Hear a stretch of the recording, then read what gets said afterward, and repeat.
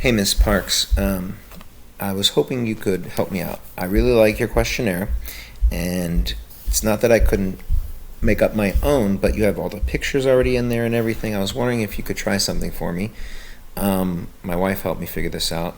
So if you open up, I'm using something on mine to show you what you could do with yours. So if you go into your survey on your Google Forms, click Make a Copy and then save it to your drive.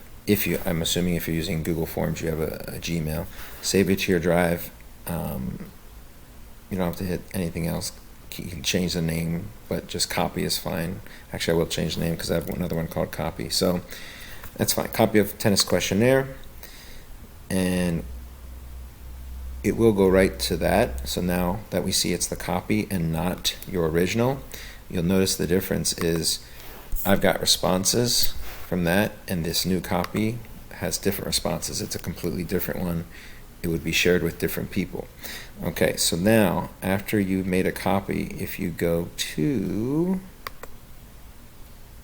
I just forgot. Hold on, give me a second. I'll remember. Oh, no, go to send. Click the send button here. But instead of sending it out, you click add collaborators.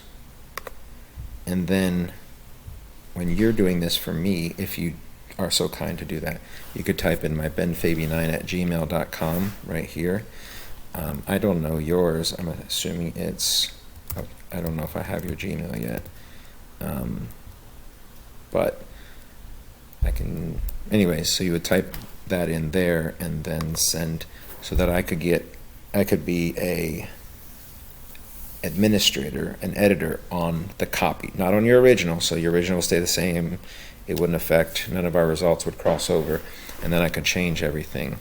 Do you mind trying that if you have time? It doesn't have to happen today, but that would be cool. Appreciate it. Thanks.